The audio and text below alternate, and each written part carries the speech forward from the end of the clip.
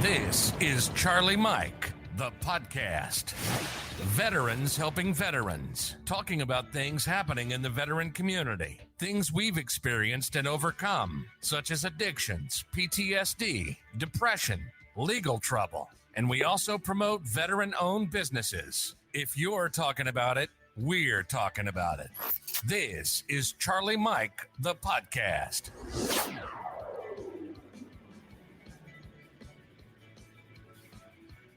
Yo, what's going on, everybody? Welcome back to another episode of Charlie Mike, the podcast. As always, I'm your host, Raul, and your co-host, William. What's going on? Yeah, you know, you're getting pretty good at remembering your name. Man, I like it. It's when we go live is when I forget it.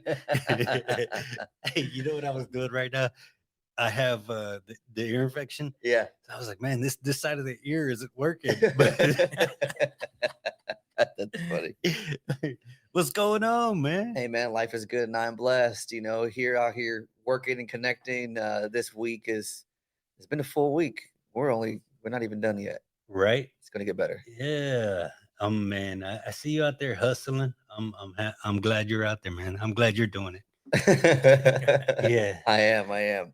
And while I'm out there hustling, I actually ran into a good friend of mine, Mr. Earl Lundy, and we had a good conversation, man. And we about 20-30 minutes deep, and I was like, you really should come into the studio and let's do a podcast. For sure. And so if you're listening, you'll notice another voice, and we've got Mr. Earl Lundy here, the third, correct? That's correct. I love that. Third generation military from the 82nd. That's correct.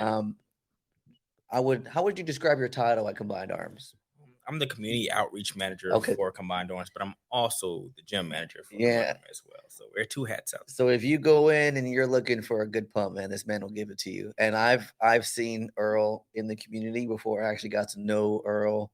His face is pretty distinguishable, good looking dude, you know, and very active and passionate about what he does. And I got the chance to hear you speak at the Impact of Heroes Gala. That was awesome, man. It was phenomenal to hear more of your story, where your passions come from. And it was at that moment, I'm like, I really got to get him on. I always wanted you to come on, but now it's like even driving for. So, Earl, why don't you tell us something that I know you're kind of a public figure, but what is something that not everybody knows about you? Oh, man, that I'm the youngest of 6. So, yeah, Wow. I'm the youngest. I'm the baby of the family.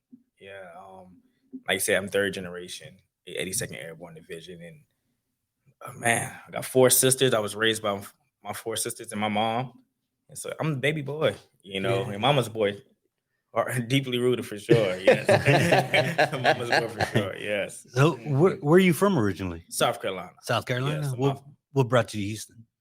We just wanted a different change of scenery. Oh, the whole fam came. Oh yeah, me, my wife, and my 2 kids. You know, once I got out the military, like we wanted just a new scene, do something different. Yeah. You know? Did you come in here with anything in mind? Nothing. You just said, "Let me just." Let's I roll. packed my bags up. Hey, we came down here and visit once, and we was like, okay, we could do something. Let's try this out, and if not, then we'll go back to the East Coast. Yeah. But we came and never looked back. Man. Yeah. You know what's crazy about the community, especially here in Houston, is that it's like the second largest population for veterans in the nation without a major base. You know, yes, we have Ellington, a lot of respect for those folks that are there, but it's not a big presence like Fort Hood or Fort Sam or Bragg.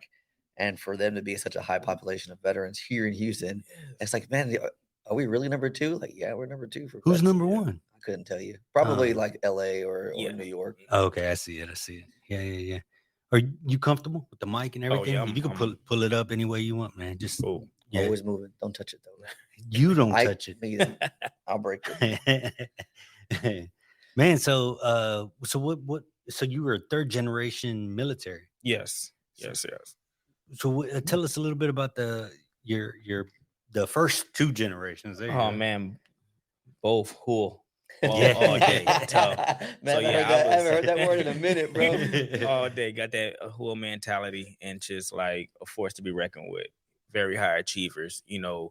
So when I looked at them as a great example of what we need to do and always giving back to service, they always not only served in the military, but my grandfather, he started like the first Black Boy Scouts in Philadelphia. Wow. Yeah, and out of the 20 boys, I believe 18 was Eagle Scouts. Wow. So he was Yeah. really, I mean, so just having that example to look at, and seeing my father do very similar things. He mentored a lot of youth as well. Man, that was always a tug and a pull for me. Like, man, dang, I'm a serve. I just don't know when. Yeah. But that's something that I always looked up to and be like, okay, then that's something I'm gonna do one day. Well, how many years did you end up doing? I ended up doing 5 Yeah. before I end up get medical retiring now. Okay. Did you think about any other branch? No. Army through and through. Like my grandfather made it clear, like if you when you join, you know where you're going. Like you already know.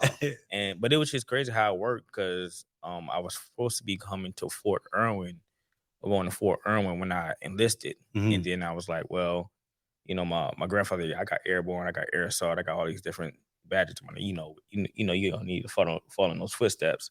And I was like, well, yeah. So as soon as I went to airborne school, then they changed my orders to Fort Bragg, and he was ecstatic. Yeah. And then 82nd at that. So it was like, man, this was destined. This is meant to be. Yeah, man. Yeah. Yeah. That's pretty cool. And so both your father and grandfather served the 82nd too. I mean, how long were their careers? Both 20 years. 20 years. Yes. Wow. My grandfather was 20 plus because he came back, he did National Guard, and he did State Guard. Yeah. So he Always did serving. he was always in it. So did you and your father's time in service lap at any point? No. Yeah. As soon as, because he retired out when I was young, maybe 15. Oh yeah. Oh, You the yeah. baby. Yeah. And so, and I still remember to this day when he retired, and it was crazy. So I was like, I still remember that at Fort Jackson. And then that's where I did my basic training at. Oh wow. So everything came full circle. Like, Wow. hey, this is destined. This is meant to be for sure. Yes. Man, that's awesome. Yeah. Well, we had a few guests on before. They were father-son and they served at the same time. Actually, his sister served too and brother. So they had like a picture where they were all in uniform together. I was like, man, that's cool, bro. Yes. My dad's a Marine and he served in the 80s. So there was no overlap there. Yeah. But there's something about being a military child that I don't know. Like, I don't know if I don't want to say it's like more prevalent. Well, it is. The statistics are higher Right. that your children will serve if you serve too. Yeah, I'm gonna be shocked if my son served. I'll be so proud. I'm like, man, go ahead and join. But he's looking at school right now, but I'm not giving him hope yet. Yeah. Yeah, man. I think me and my brother served at the same time. I was military and he was with the Department of Justice. Corrections. Man, I hope he's listening. He gonna fight me. Both brothers? Which brother? Both of them. That's funny. Yeah. Oh man, I'm sorry. I had to say that. No, that's good. That was it. That was it. He had just seen his younger brother Yeah, too in the last 13 years, was it? 18 years? Man, almost 20. Yeah. Wow. Man. So it was like it's funny. He said, "Why don't you come see me?" I said, "Bro, you live in California. That's why." So growing up, you spent most of your time on the East Coast? Yeah, all on the East Coast. My family is originally from Philadelphia. Yeah. So every summer I would go to Philadelphia and spend time with them, or South Carolina or Georgia. So yeah, we were all on the East Coast. Yeah. East Coast. You go back a lot often? I try to go back at least once or twice a year. Cool. Well, I go see my grandmother in Philadelphia maybe 3 times a year if I can. Yeah, but she's been there for her 90th birthday. Oh, wow. So that was amazing. Yeah. That is To celebrate her. And but yeah, I try to go back as much as I can, and just keep that, because we were big on family, and just keeping that family bond together and stuff like that. We were very close knit family. So, every time I go back, I try to take advantage of it. Man, that's what it is. He speaks real highly of family. Yeah, I do. And it's important. For me, I think it does come. We've got a lot of that from the military, right? I mean, I'm sure we develop our own family when we're in, and then it's staying connected and building another family, like your family here. I see how attractive you are, right? Like as far as folks being drawn to you, especially the veteran community. They see Earl out here striving, and especially when you share your story, it's like, man, if he can do it, I can do it too. Because you do hold more weight in the community because of where you're at, and like, look, fit, speaking, active, and then just preaching the good things that go on. Right. So it's like I have someone to chase. And that's why I tell other folks like Tim Stroud and stuff. I'm like, you're setting a standard for me that you don't realize it, but I'm Right. chasing that. Yeah. I'm coming down. I'm coming after that, Right. because you're shining an example for me. Exactly. Right. Like I can go do that too. Exactly. And it's funny because it wasn't always like that Right. at all. Like I was the total opposite. I'm an introvert, true.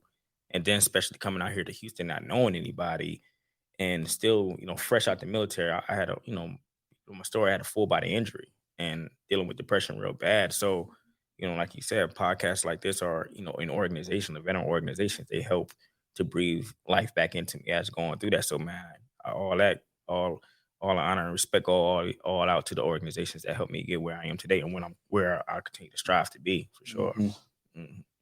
How did you what led you to combine arms, or how did you end up at that? Yes, it all started just by volunteering. Yeah. Yes.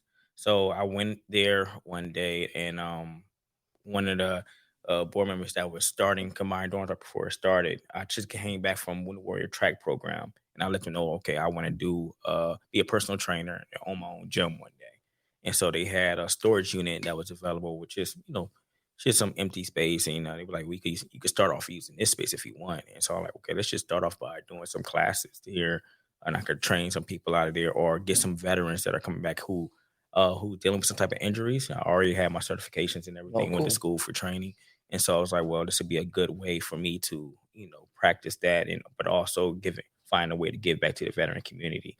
And because we all know it was very tough going in, when I first came back, I went to the gym and it was terrible. Like everybody looking at my scars and I'm confused. I don't know what to do. And I'm always feel like somebody's looking at me and everything. And so I just didn't feel comfortable at all. So we want to create a space where y'all could come in here and work out. We could even talk about our problems because sometimes we come in there, we don't even train. We just talk, and that mental training is just as important. And just seeing like-minded people that's in there and comfortable and having that camaraderie back in the gym and everything, and just lifting weight and getting stronger together mentally and physically and spiritually, man, was important. So they was able to bless me with that space and just volunteering.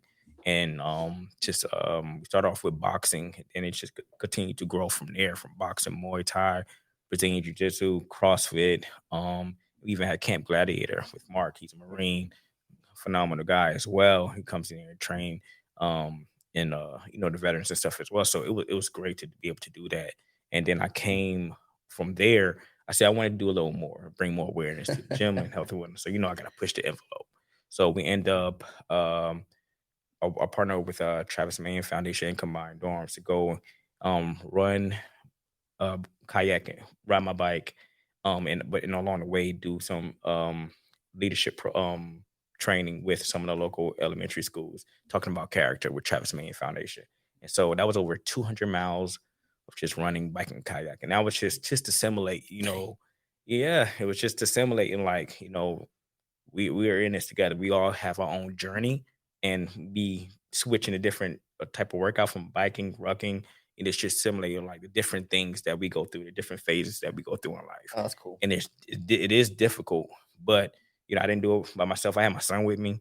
I had one of my cousins. I had another Gazo, one of my favorite, one of my guys, one of my best friends, man. He did it with me. And it was just us four, and we just traveled from there. And I had my family, my wife and my daughter there too. So it's just them, family being there, because family support is so important. But having, like you said, creating that secondary family and that community that's gonna help push you together. It just went to simulate like you were not in this alone and everything. And like to go back to what you were saying, you're saying like if we got to strive and do that together. So that's why we call it Lundy Strides and everything, to continue to whatever path you're going on, continue to know how to strive together and everything, is to show that you're not in this alone. And so you mentioned Lundy Strides, and so this is something that you've started. Yeah, we started that. Me and Combined Arms, we started that, and we were doing that for a year. We took a year off because of COVID, and then we just did it again when we came from Austin. We did Austin to Houston last year and everything, and we was raising funding and awareness for the gym. Yes.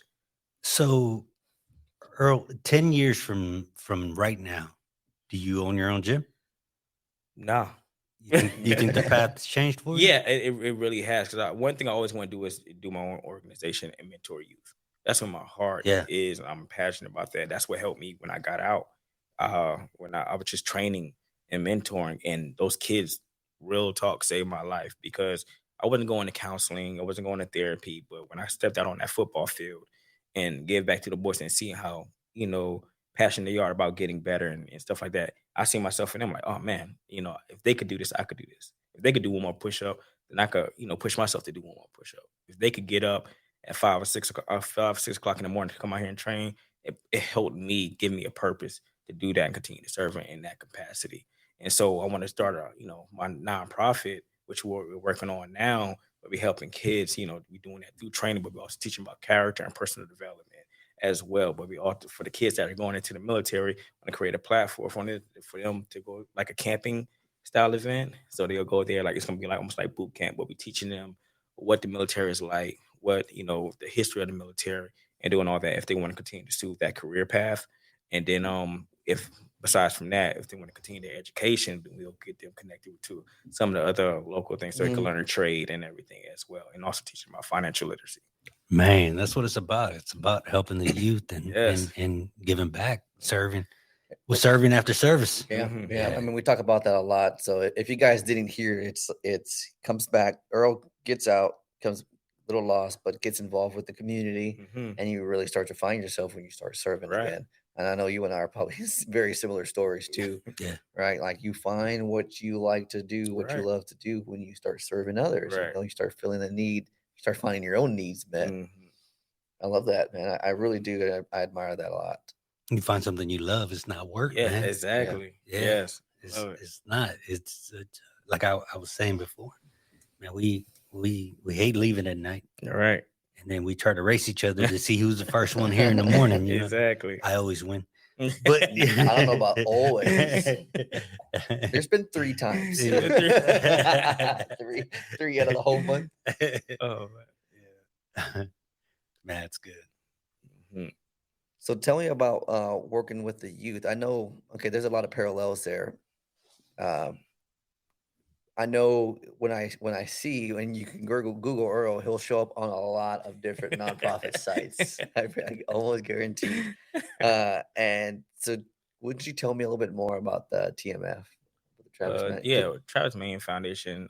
It's a great organization. If you were looking to mentor and get back in the youth life, and you're looking to give back, like they teach character to youth, and they go into no matter whether middle school, high school, elementary school, colleges, and they teach kids about character, to the future generations. And so they do that through service projects. They do that with showing them how to lead with character as well, and showing with the character strengths. And so they have like 24 different characters, and they'll take an assessment to see exactly what are your top 5, and we'll talk about how you can strengthen those. But also they'll look at their bottom 5 as well and see, okay, then how can we strengthen those, and talk about how your strengths could actually be your weaknesses as well. And so it's just not just leading with that, because that could be that could definitely be might not be the best serve you all the time. So it's showing you how to continue to lead with other ways and everything as well, and learn from other people. So now I just go around speaking and talking about youth, and how they could build their character. And I go around telling my story and how I was able to overcome that, and stuff like that. So what's a couple of your top ones, and what's some of your bottom ones? So my top one is, and they always change it for some reason, Right. but my top 3, my top 3 is humor, spirituality, and kindness. And, Okay. and so I lead with that, like, Yeah. 100%. That's what got me here. It's just, laughing my way through pain. I have a strong foundation with God, and also just kindness, man. I think that's contagious, So, I definitely try to lead with that. And like when somebody leaves away, they're leaving away with a smile, and also, think about what they could do to do better as well. So what about the reverse side? What about the other 3? Man, to be honest, I try not to pay attention too much. Yeah. Well, I mean, we brought it up with the TMF. Yes. So it's zest, what's the other one? Beauty. I think it's like beauty, like paying attention to beauty to life, like slowing down to really, enjoy the moment. Exactly. Appreciation of beauty. That's what it was. Okay. And I could see that, because I mean I struggle with that too. Like I talk about staying in the moment and how important that is, but to be able to like realize the nuances, like, man, look at how great we are here. You know, look at what we're blessed with. Like kind of like really focusing, diving down into Right. gratitude, or going outside. This moment where I can get that, like I've walked out of here and the sun's out, and I'm like, man, that's feels great. Yeah, and I had to be pulled away from this to be able to do that. Like every year, like with the team, if I go to Colorado, and man, it's beautiful out there, and it's just walking. I'm just walking, and that's why I need to do those extreme measure like type of training, because it'll get me out my element, and I can just really focus on what's going on and be thankful for where I came from.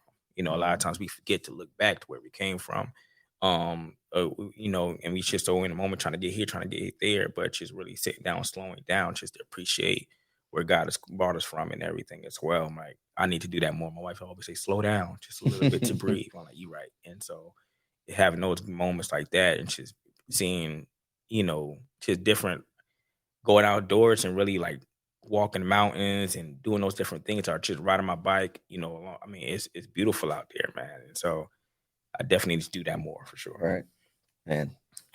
I think we all do. We all need to do a little bit of that more. Just stop and stop and smell and look around. You know what I mean? So take this podcast outside.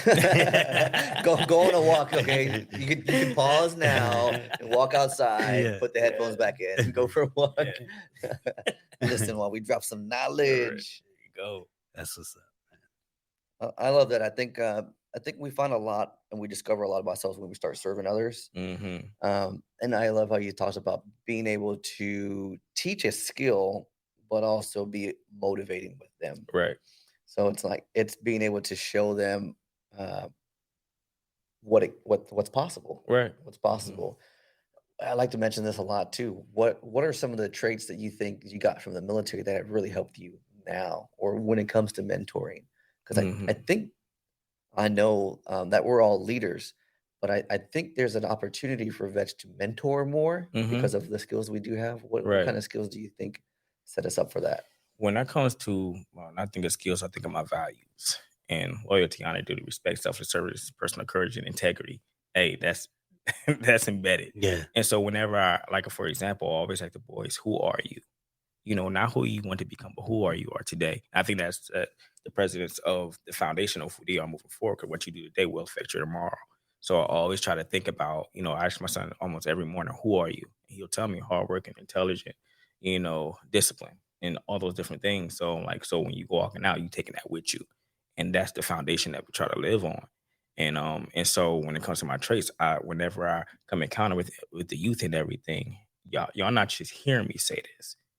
These are my actions, you know. And so, you know, when on trials and those tests comes, I'm gonna fall back on that. So loyalty, honor, duty, respect, selfless service, you know, and integrity, all those different things, you know, I'm gonna show you through my actions when it comes to that. So when you encounter me, you have an example of what that looks like, and not just somebody talking about it, you know. And I think that's what a lot of times when I run into this, like, they tell me to do this, but they're not showing me how. So guess what? I'm gonna try to outrun you. You know, I'm gonna do these drills with you and show you that this is what it looks like.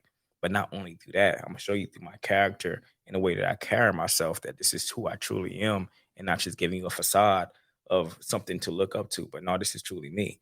And so with every aspect of my life, you come in contact with my son, he's gonna tell you about me. He's gonna show you that that's true. Come in contact with my wife, you know, she's gonna tell you that that's what it is for my daughter. That's who I really am. Even with hopefully when you talk to somebody about me, that they give you a good encounter from who I am, because I always try to not leave a good impression, not necessarily for them, but for myself, because that's who I'm striving to be, and that's who I am. And so who I say I am, hopefully you'll get that encounter from me, you know. So and that's where I try to stand on. That's deep. You follow that up. And that's all we got. That's it. I think it's phenomenal. Like you said, I feel oftentimes we try to leave who we are from the military behind, right? But it's, for me, it's trying to help vets specifically recognize that, man, you're set up to be a success because of what you've done, whatever time you Mhm. served, whether it be a few years or many. Right. It just means it's even more ingrained to you. It's like you're a leader, whatever you think you are, you're not. People see you served, and Right. they're comprehending now. Oh, shows up on time, but what does that mean? That means I can rely on them. Mhm. That they're going to set that example for Right.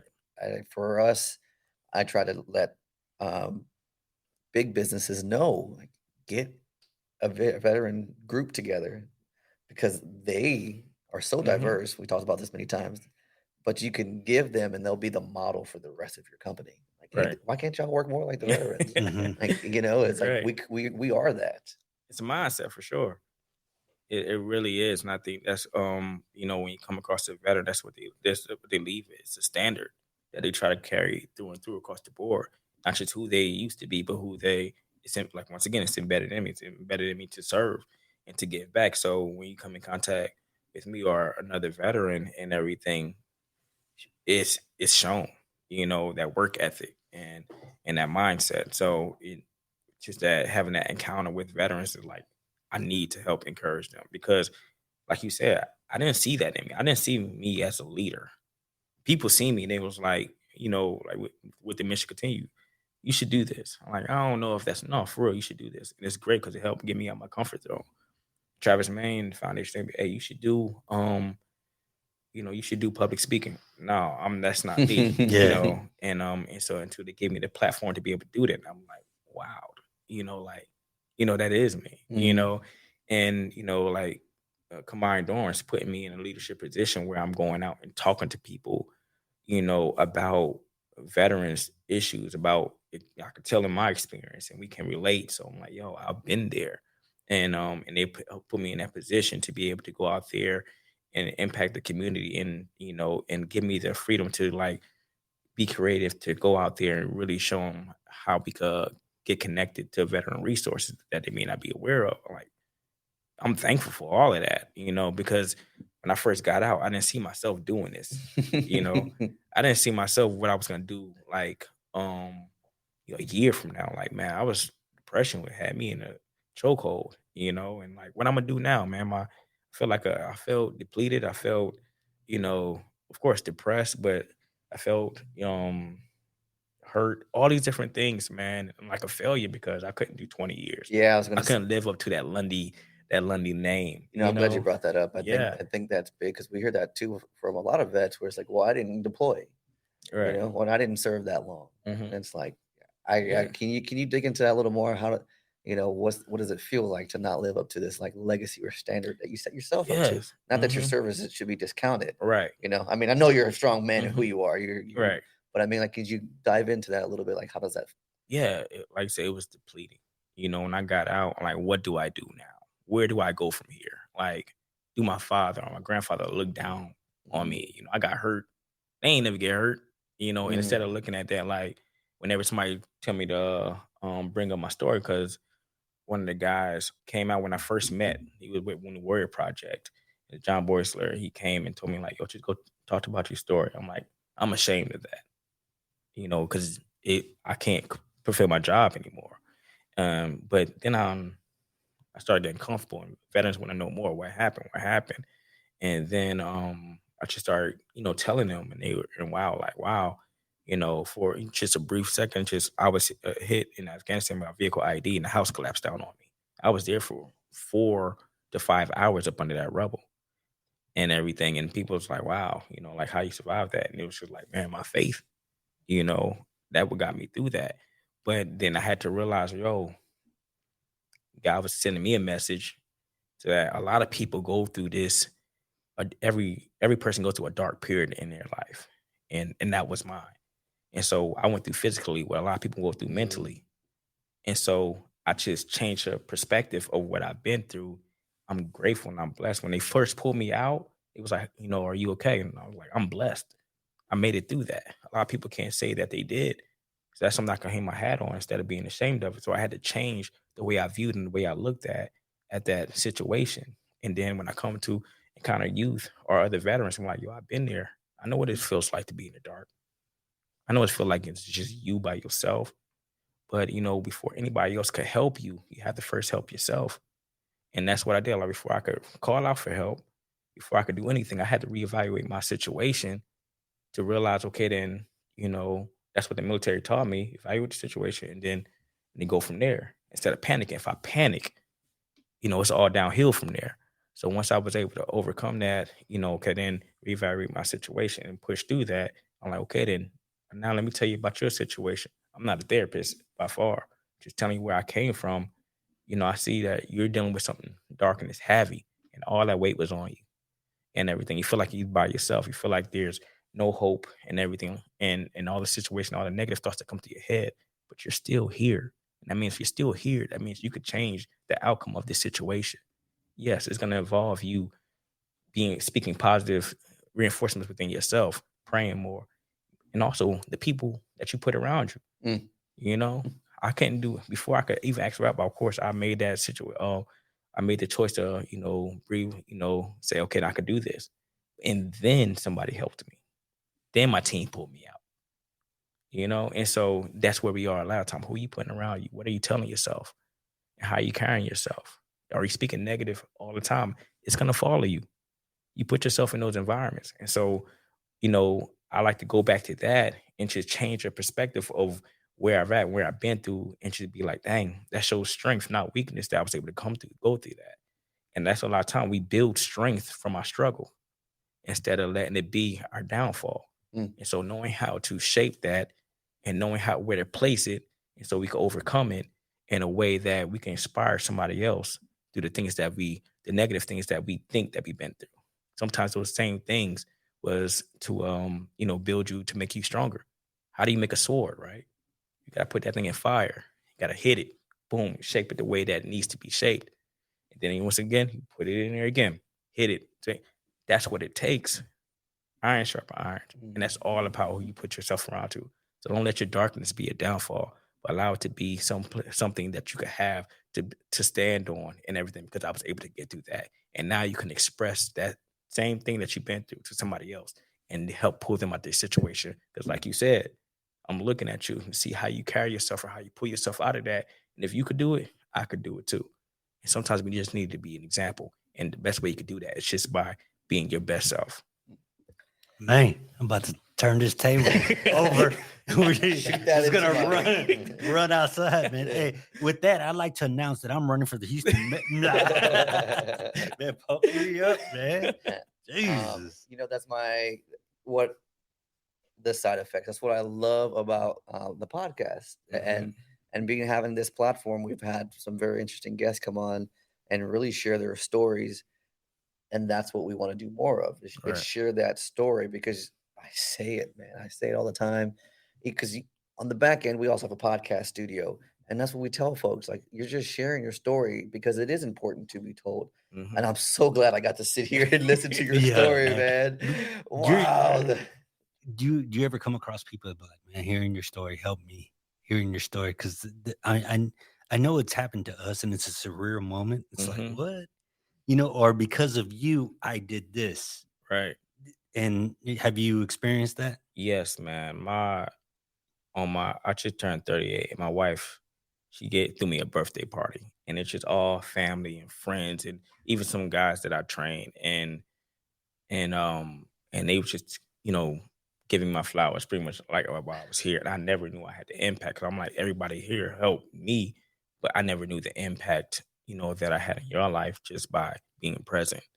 And then a lot of times with people from Travis Manion Foundation, they tell a story, and it's a part in there where I say I had to know who I was, so I had to say my name.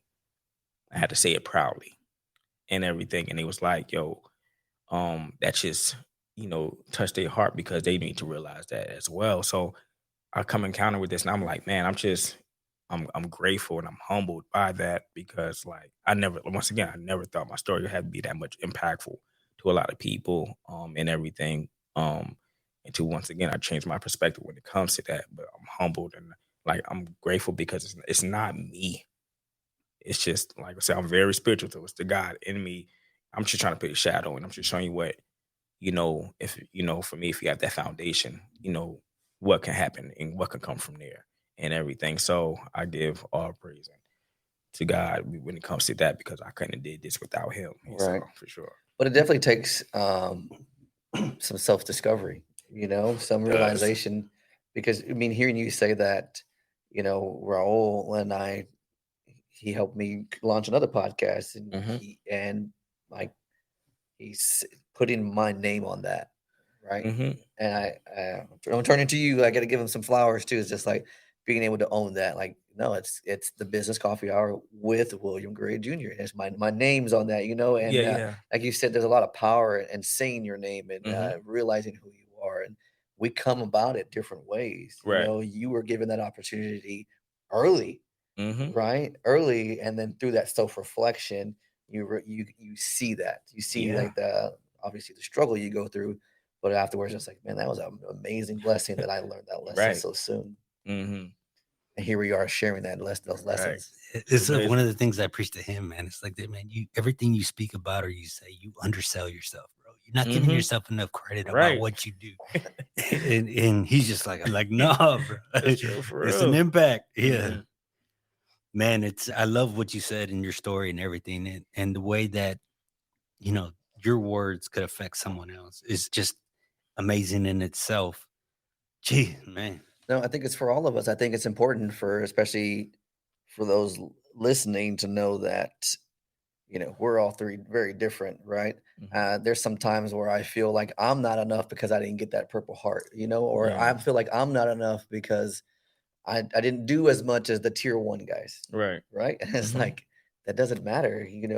We still are a part of this class of veterans that willingly volunteer to do what we do.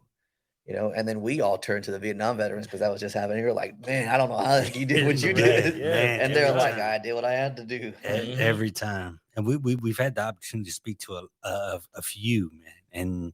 And some of those guys was like, man, when the Iraq and Afghanistan conflict happened, he goes, we made it our mission to make sure that you guys felt thanks for y'all service. Right. Because we remember what it was like coming back and not, I was like, damn, just saying that gave me chills again, man. Like that was like some humbling, like I was like, wow. Bro. Yeah. Well, that's awesome. I do want to point out too, I like to pick a random time to make sure that that if you're in crisis or you're having trouble, that you can call or you can text 988. And then if you're a military veteran, you press 1.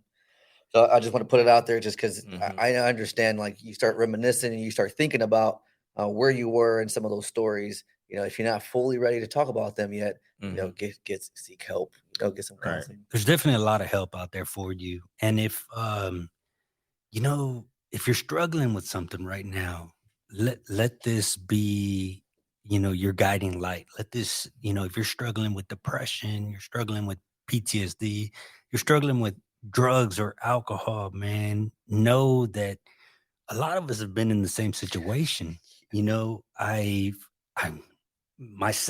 went through the justice system, and things can change, but you have to want to change it. Right. You have to get up. Things aren't going to come to you. You have to make that push. You have to want to change your life. And that's what I got a lot, from what you were saying right now. You can't just be like, oh man, I want to change. No, change. All right. Yeah. Yeah. Yeah. But you don't have to do it alone either. No, you don't. I think that's a great segue for what it is that you do at Combined Arms. And I'll always be an advocate, because I think there's so many avenues that we can't hit them all. Right. I mean, not everybody listens to the podcast, but the folks that do, I want to make sure that they know and they should. We can share. Yeah. Right. And so share this with your friends. Share it with your friends. Everybody. just bring along one person, we can double that number. And so for me, I think that's a great place to start, is to say, hey, if you're looking to get connected, where should they go, Earl? CombinedArms.us, or we can come to 2929 McKinney Street, which is downtown, right near the Dynamo Stadium. But we make it very easy for people to get connected. If you don't know about Combined Arms, we are a nonprofit organization that has over 200 different nonprofit organizations and over 1,000 unique resources for veterans and their families, and active duty and reservists. And so if you need any type of help with volunteering or social events, if you need help with legal assistance, like I said, we have a free gym downtown. Or just get involved in your community, or if you need help with your VA rating. I mean, the list goes on and on. If you need any type of services, for me, I didn't have a lot. I actually knew one organization when I first came here, and that was Wounded Warrior Project. But now we're the one-stop shop for veterans to get connected to resources that's out in the community. So, and we're the first interconnected state as well right here in Texas, with the Texas Veteran Network. So no matter where you go in Texas, you can get connected to resources that's out in your community. So Dallas, Fort Worth, Austin, El Paso, the rural areas, all southeast, all our southeast area, please, and also now, also San Antonio. So come and get connected, man. And like I said, once again, you don't have to do this by yourself. I like to always say, we stand divided, we fall. Right. So come there, get connected to the different resources that we have available. And it's all free. Yeah. That's a good thing. It's all free. Me at free. Exactly. It's easy steps. to go online, create a profile, and then we have a great time span for somebody to come back and reach out to you, receive an email within 48 hours. And from there, we got over 72 hours for an organization to reach back out to them and make sure they get connected, to make sure that that's effective and fast, and to get them connected to the resources that they need right away. Man, I talk about you guys because I went, y'all had a fair or something. This was many years ago. And you guys are actually the ones that got me connected with Wounded Warrior Project. Great. And it's all history. He loves Wounded Warrior Project. Man, I talk about it, man. They're legit. Because, that's those good people out there, bro. And they are. And I want to mention that, you may not like all these organizations that we're mentioning, because I know some veterans feel a certain type of way. Right. That's fine. Yeah. Okay. He just said there's over 200. We got options. that doesn't mean stop. That doesn't mean stop. Well, I didn't care for that one. It's like, okay, well, that's fine. I know somebody else who does exactly what they do, just in a different capacity. Yeah. Like, let's get you connected with them. Or you don't want to. You want to go here, use the county. The county has resources, and they serve you. That's what they're there for, or use this one, or it's like there's so many out there. And that's the point that I always push when we talk about combined arms, is it's a connection point. For me, it's just easier because there's a one profile, and then you can get access. But at the end of the day, you got to make sure that you get connected. Exactly. You follow up. It's not, you're not the end all be all. Like, well, I submitted an application, and okay, well, what did you do after that? Did you finish the application? Yes. I think that's it as well. Like, if you have your, whatever it's about, anything, come on out to a different event. Come on out to a volunteer event. There's ways to get connected to the veteran community. I did it through I also went through Combined Arms as well, and got connected to TMF. The Mission Continues. The Mission Continues connected me to Travis Mayen Foundation, and so on, and that's how the ball rolls. So, like I said, just get involved with other veteran organizations. Talk to the veteran community; they'll let you know as well. But there's so many different options. When you go in and create a profile, like if you need financial assistance, there's a list of different ones that pop up. If you don't like this particular one, there's 5 or 6 other ones you could choose from right then and there, and get connected with them as well. But once again, they're going to do their due diligence. We did our due diligence to make sure that we have the best in class organizations to make sure that they'll help you in a manner that is acceptable not only for the client, but for the other organizations as well. Yeah. So there's a lot out there. Get connected. Sure.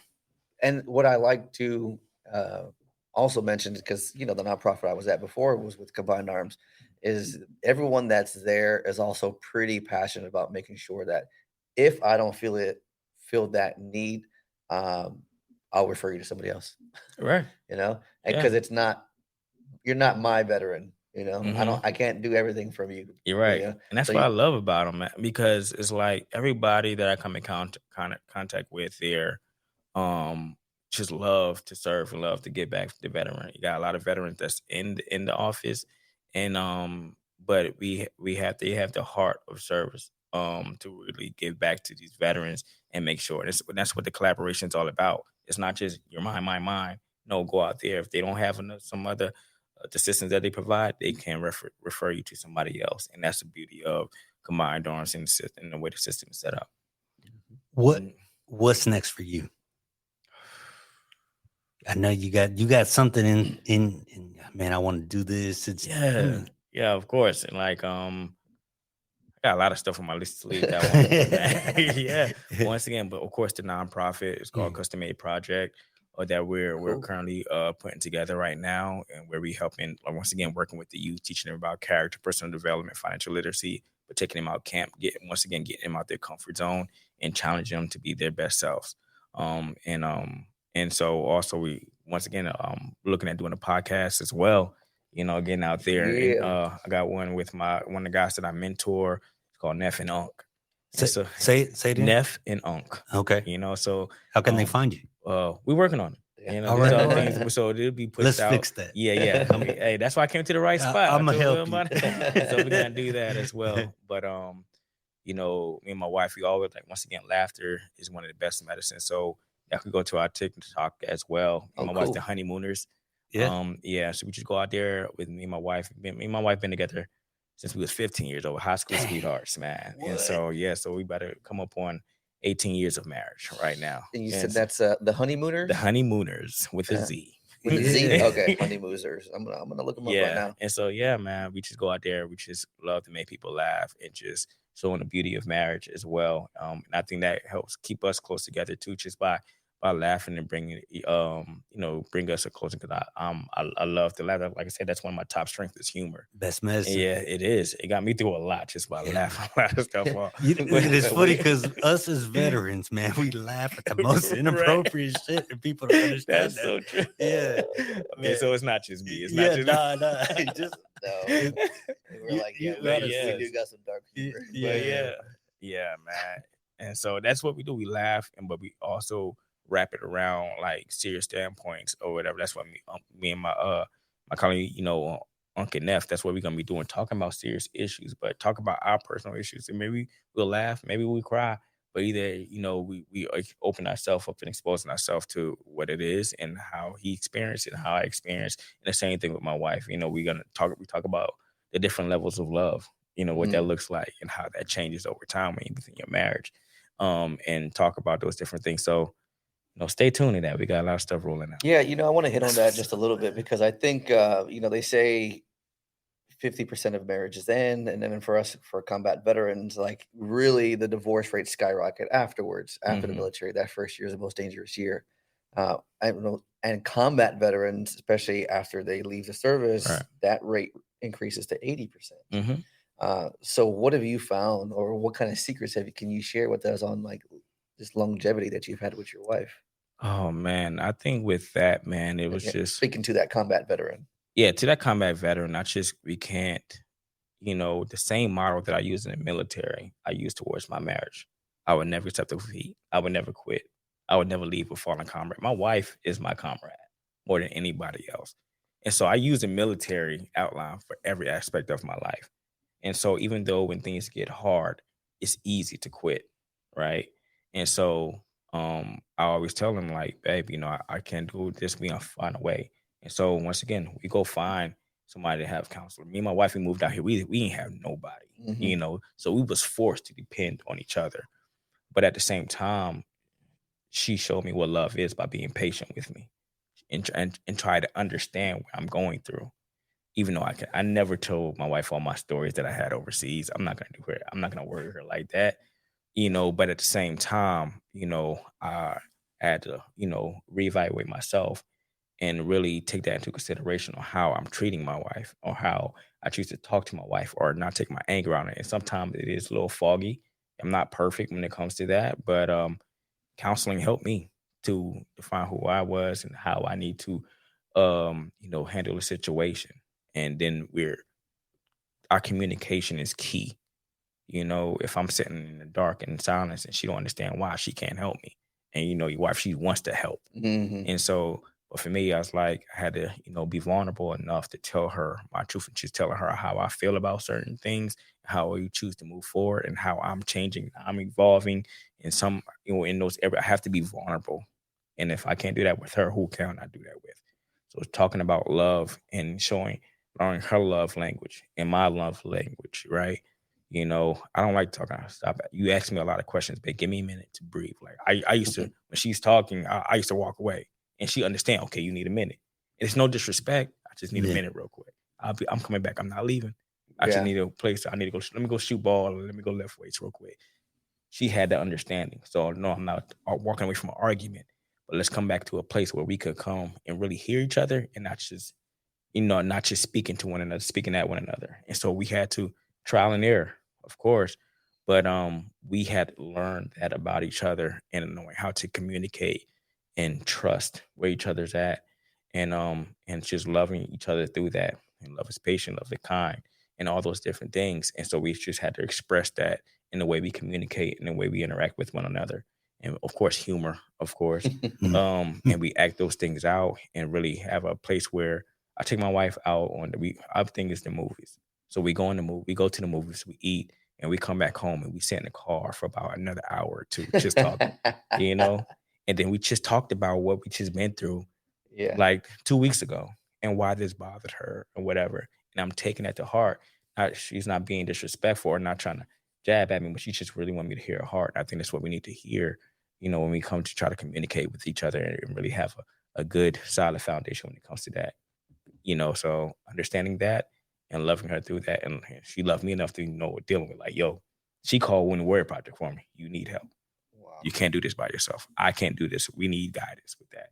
And so once you come to that conclusion and everything and get seeking the help you need, whether it be a close advisor, family, friend, shoot, I go to my grandmother. I am my mom. Those are two I go to. Like, Mom, I'm sure she will too. How you do this marriage thing? Like, is this, is it just me? And realize, sometimes we talk to somebody when it comes to kids or marriage, sometimes they're going through the same thing or been there. Yeah. So, but once again, that's just all about communicating, opening up, and being vulnerable enough to say, okay, I need help with this situation. Just like you said, within yourself, if you need some go to somebody, you could go and talk to about that as well. Cool. Man. Well, I appreciate it, man. I really do want to take the time and recognize you. Like I said at the beginning, I see you out there shining, man, and I love it, man. I think you're doing a phenomenal job. If you guys are looking to get connected, tell us how we can stay connected to you. Besides, you said TikTok, the Honeymooners with the Z. Yes. What's another way we can follow Instagram you? as well, Facebook, Honeymooners if you want to get a good laugh. But if you're a veteran out there, please look up www.combinedarms.us if you want to get connected to the different resources that we have available for you and your family. And yeah. Well, I mean, you and I spoke, and I'm going to put it out there into the universe. If you're interested in having a speaker, Earl is definitely somebody that would come around and share that story. I think, I think for those, I was captivated for like 10 minutes right there, man. You know what I mean? I was just feeling the goosebumps. Like, man, dude. Like, say your name, man. Say my name, bro. But I really want to recognize you for all the work you've done. It's pretty awesome. Thank bro, you. I appreciate it. Keep doing that. And but my last question for you. Clearly, we know what Charlie Mike means, but what does Charlie Mike mean to you? Charlie Mike. Oh, man. I think going back to the saying your name standpoint, and just once again knowing who you are and everything. So with that being said, just being confident in who you are, I love this component because it's just to see y'all come together as well, Charlie Mike and everything that y'all do here, and just giving that platform and everything. So just always being a service to somebody else and everything. So I think that's one of the biggest things I like to take away from y'all, just being here and everything, and just seeing the impact with everything that y'all doing. Just just continue to serve, continue to give back, and I guarantee it'll come back to you. I appreciate that, and we appreciate you coming on the show, man. You dropped some knowledge on these boys. I hope they listen. Right. Yeah, man. Yeah. So thank you, and it's an honor to get to meet you. I know William speaks real highly of you, man. So I finally got meet you in person. So it's awesome. So it's my pleasure. My pleasure. Thank you for having me. You got something? No, I don't got nothing. Hey, with that, you guys be sure to follow, like, share, subscribe, and y'all check out and reach out to Earl and take care. We're about to square him away right now as soon as we get offline. Sir. Hey, and with that, as always, Charlie Mike.